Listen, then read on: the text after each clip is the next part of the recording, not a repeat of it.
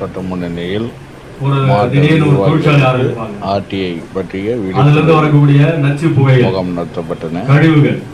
மாவட்டங்களிலும் மற்றும் தெருக்களிலும் நடத்திட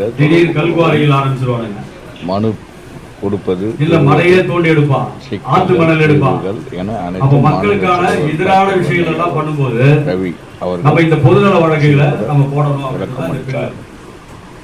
சமூக நலன் சார்ந்த வழக்குகளில் சட்ட உதவிகளை வழங்குதல் அதே மாதிரிதான். அடுத்து மாணவர்களுக்கு சட்டம் மற்றும் தகவல் அறியும் உரிமையை பற்றி கருத்தரங்குகள் மற்றும் பயிற்சி வகுப்பு நடத்துதல், இளைஞர்களை சமூக நலனுக்காக சட்டப்பாதையில் ஈடுபடுத்துதல். இதை நம்ம மட்டும் தெரிஞ்சுக்கிட்டா போதுமா அப்படின்னா கிடையாது. மாணவர்களுக்கு முக்கியமா தெரியணும். அவங்களுடைய பாட பகுதிகளிலேயே இந்த விழிப்புணர்வு சட்டம்னா என்ன எல்லா நாட்டிலையும் இருக்கு. ஆனா தமிழ்நாட்டிலையும் இந்தியாவில தான் அது இல்லை, மிக குறைவா இருக்கு. மீதி எல்லா சப்ஜெக்டும் இருக்கு. ஆனா சட்ட விழிப்புணர்வு அப்படின்றது இல்லவே இல்லை. அப்படி இருந்தா எல்லோருமே கேள்வி கேட்க ஆரம்பிப்பாங்க, நாடு முன்னேறும்.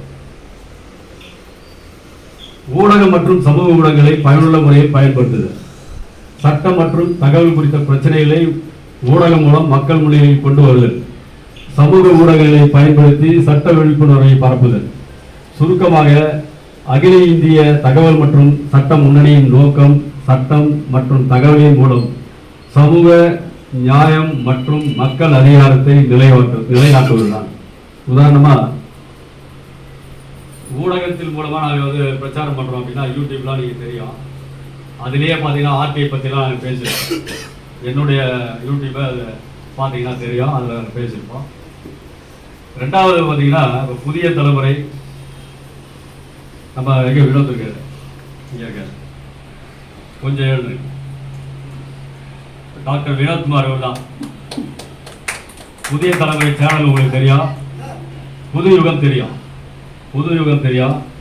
இதுல எல்லாம் பார்த்தீங்கன்னா சட்டம் ஒரு வகுப்பறை அப்படின்னு சொல்லி ஒரு சப்ஜெக்டையே எடுத்து அட்வொகேட்டுங்களை வச்சு ஆர்டிஐ பற்றியும் மக்கள் நல சட்டங்களை பற்றியெல்லாம் விரிவாக அவருடைய தலைமையில் தான் அவர் தான் அதுக்கு சீஃபே பண்ணுறாரு.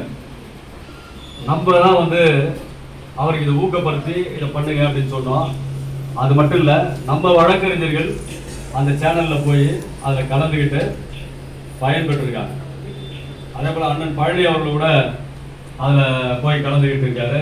நிறைய விஷயங்களில் அவர் மக்களுக்கான பயிற்சிகள்லாம் கொடுத்துருக்காரு. இதெல்லாம் நாங்கள் அதை சொல்லியிருக்கோம். ஓகே, அடுத்தது போங்க.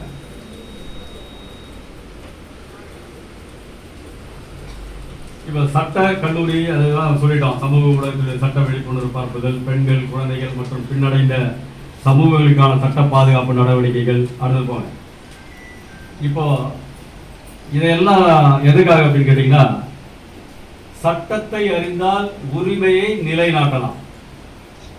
ஆமாவா இல்லையா சொல்லுங்க பாப்பா. ஒரு உதாரணம் சொல்றாங்க உங்களுக்கு. தூங்குறவனா கொஞ்சம் எழுதுங்க,